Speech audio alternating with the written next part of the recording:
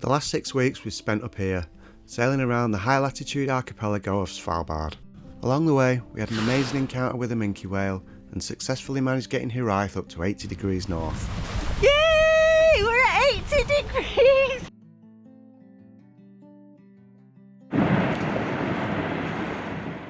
While also having to deal with icebergs in the fog and getting to see calving glaciers straight from the boat, we know we've been incredibly lucky in also being able to spot polar bears, herds of walrus and just about all the other wildlife we dreamed possible of being able to see while we were here.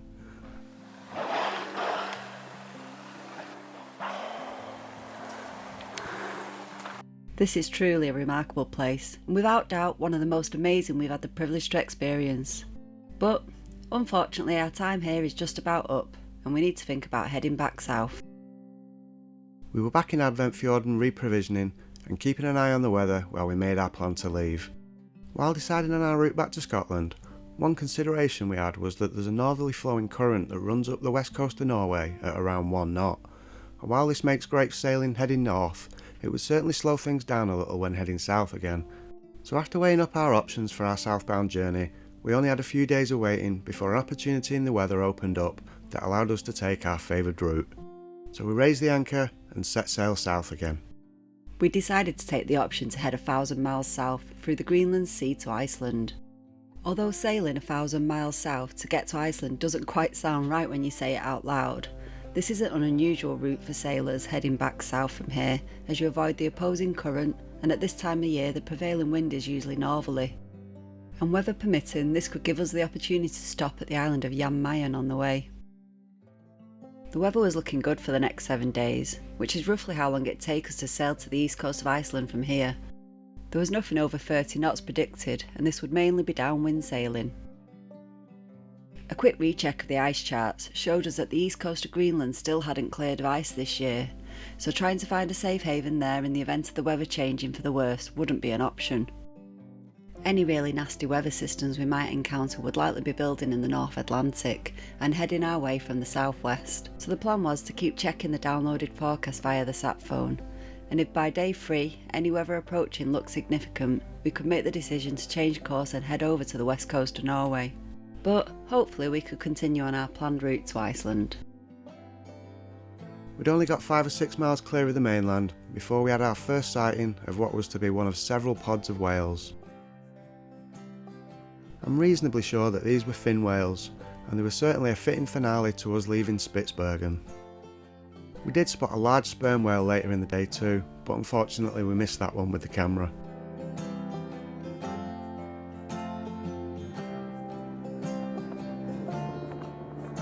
Big whale, quick, it's huge.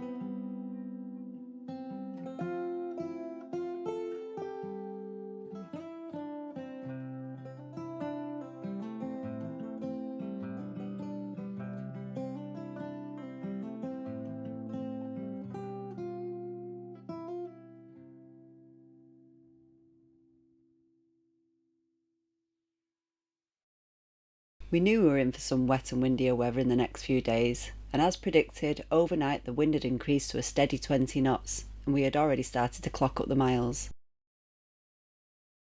Just after midday we were treated to another first for us, with a visit from these white-sided Atlantic dolphins. I don't think it was just a single pod that stayed with us, or if it was huge, but they stuck with the boat for well over 30 miles and were in constant sight for several hours.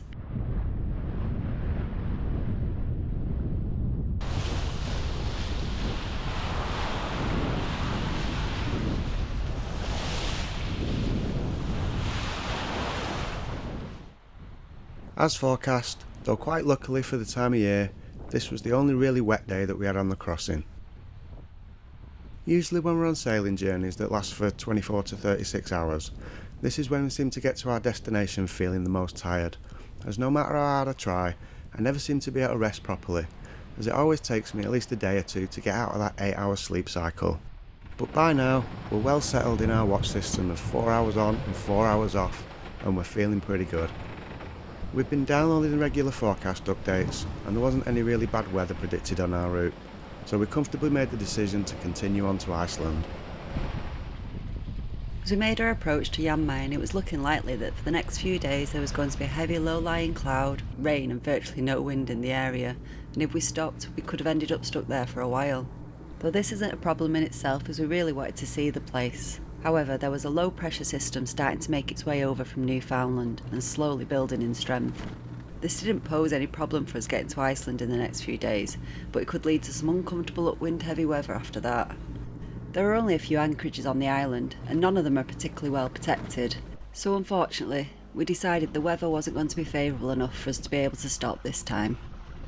We did get to see our first sunset in nearly 4 months, and we'd realised we'd actually forgotten where some of the light switches are.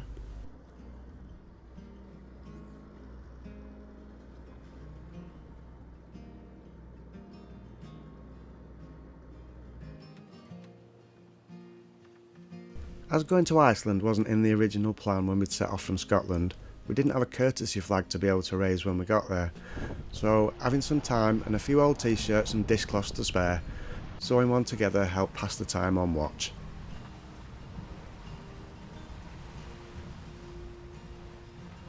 My hands are cold. Though the northwest wind had made it a little chilly, life and being able to cook on board had been quite easy, as there wasn't a huge swell and things felt comfortable. We'd found the wind again and the boat was back in a stride. We were cracking on and making 8.5 knots at this point, and though we weren't overpowered, we put another reef in the main as the wind was due to veer overnight, and it helps to avoid any unwelcome surprises in the dark. Yeah, that's good.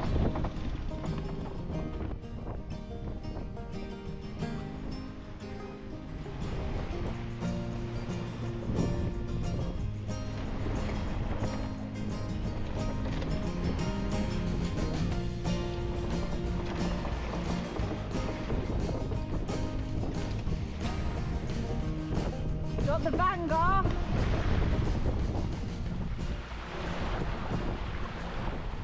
Now less than 150 miles from Iceland, this was probably the best sailing day of the whole passage.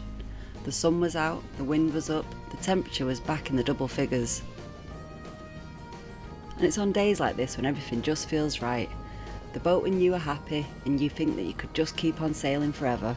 We'd not seen a single other boat in the 6 days since leaving Svalbard, and the whole sea felt like it belonged just to us.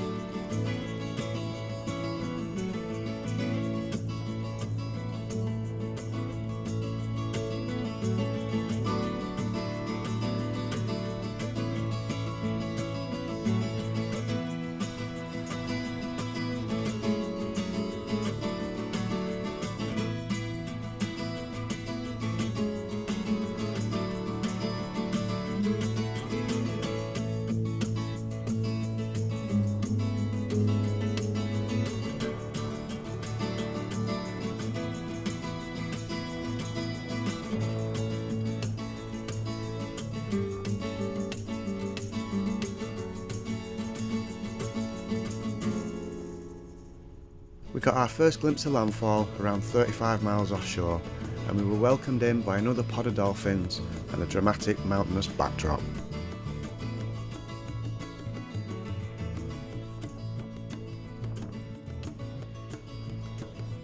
We both felt really well rested at this point, and I don't think we could have hoped for a better passage over the last week. We seem to have clipped off the last 1,000 miles with relative ease. The only incidents we had were that we hit a floating tree about 150 miles off Jan Mayen, which luckily didn't cause any damage. And we also had a very near miss with a couple of whales at one point too, but other than that, all was good.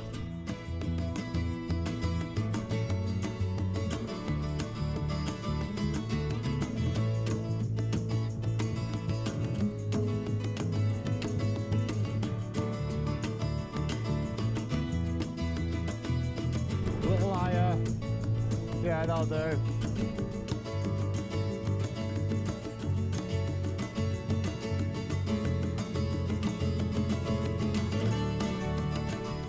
Our stop here in Iceland would only be brief, as we knew we needed to make our way back to Scotland quite soon, and unfortunately we wouldn't have much time to be able to explore on this visit.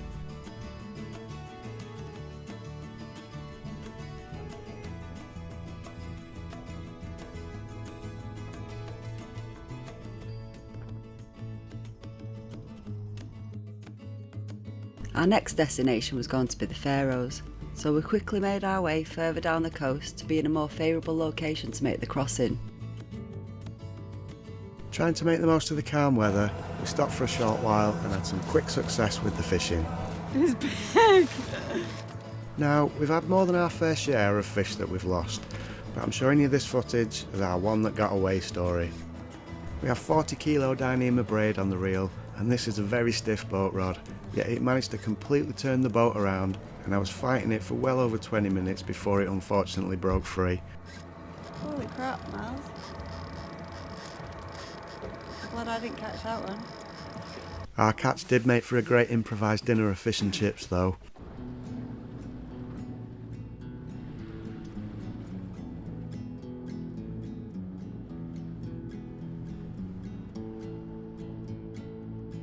As we headed south, the cloud and fog made for a moody vista, and we'd certainly like to be able to return here and explore the whole island when we have more time.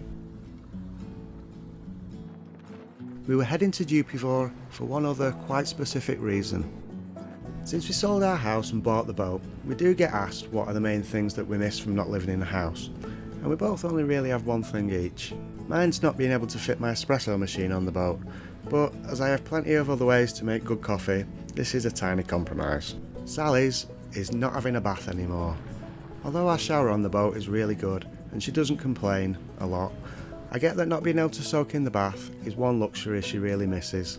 Now, not that it had the slightest influence on our final decision, but as soon as we started to discuss the possibility of heading to Iceland, she searched out a map of all the hot springs that we could get to, and the one here is the only one we could access in the southeast. So, coincidentally, this is where we ended up heading. You have to give her credit for determination, for a willingness to sail over 1,000 miles to go for a bath.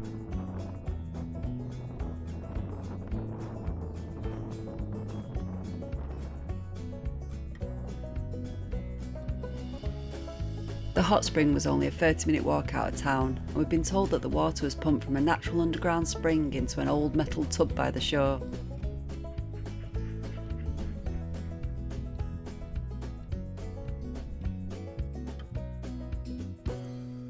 Unfortunately, when we got there, the pump had been shut down while the local authority carried out some routine water testing, and the water in the tub was stone cold. Needless to say, I was more than a little disappointed. In the next video, we'll be making our way to the Faroe Islands and then completing our 5,000 nautical mile loop by arriving back in Scotland.